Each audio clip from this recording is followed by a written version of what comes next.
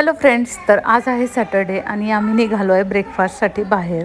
तर बाहेर म्हणजे आमच्या सोसायटीच्याच लागूनच अगदी दुर्गा कॅफे सुरू झाला आहे नवीनच. एक दोन महिन्यापासून ते स्टार्ट झालं आहे. तर आम्ही तिथंच जातो आहे ब्रेकफास्टला. तर ब्रेकफास्टसाठी आम्ही फर्स्ट टाईमच तिथं जातो आहे. आतापर्यंत कॉफी वगैरे घ्यायलाच गेलो अजून.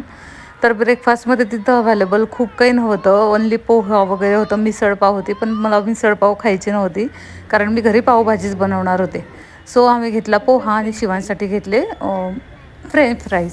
तर पोहा तर छान होता आणि त्याच्यासोबत रस्सा भेटला होता, तो पण छान होता. आणि नंतर आम्ही घेतला चहा. चहासुद्धा छान होता. नंतर घरी येऊन मी पावभाजीच्या तयारीला लागले. तर पावभाजीसाठी मी घेतले बटाटा. तर बटाटे मी असे हाफ कट करून घेते आणि तसेच बॉईल करते आणि नंतर ते स्मॅश करून टाकते. त्यांची चव वेगळीच लागते. आणि जर तुम्ही साल काढून ते छोटे तुकडे करून बॉईल केलं तर त्याची चव वेगळीच लागते. तर असं नक्की एकदा ट्राय करून पहा. तर बटाटा घेतला, गाजर घेतलं, शिमला मिरची घेतली, थोडा पालक घेतला. थोडा पालक घेते मी असला घरात, तर त्याची टेस्ट उतरते कारण पावभाजीमध्ये छान लागते पावभाजी.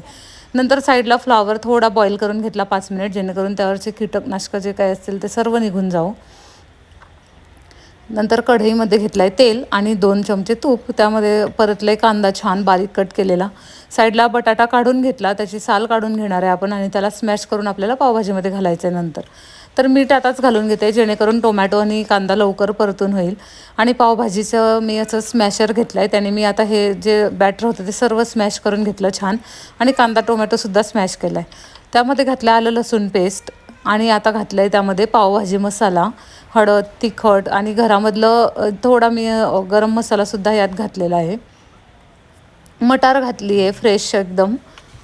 तर मटार मी थोडं लास्टलाच घालते जेणेकरून ती स्मॅश नाही होत आणि छान अशी दिसते पावभाजीमध्ये ग्रीन. नंतर आपण जे सर्व मिक्स केलेलं आहे ते सर्व एकत्र करून घेतलं भाजीमध्ये. आणि छान अशी भाजीला कलर किती छान आला आहे बघा. वरून छान हिरवीगार कोथिंबीर घालायची आहे आणि उकळी येऊ द्यायची आहे भाजीला छान. तर मग अशी पावभाजी रेडी आहे. आणि माझी पावभाजी रेडी होण्यात आली होती आणि ध्वनी आली रडत आणि घेण्यासाठी. तर ती अशीच करते नेहमी.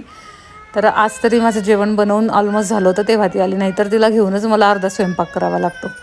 तर असेच डेली ब्लॉग बघण्यासाठी माझ्या चॅनलला जरूर सबस्क्राईब करा, कारण आता रोज मी तुमच्यासोबत माझे डेली रुटीन शेअर करणार आहे.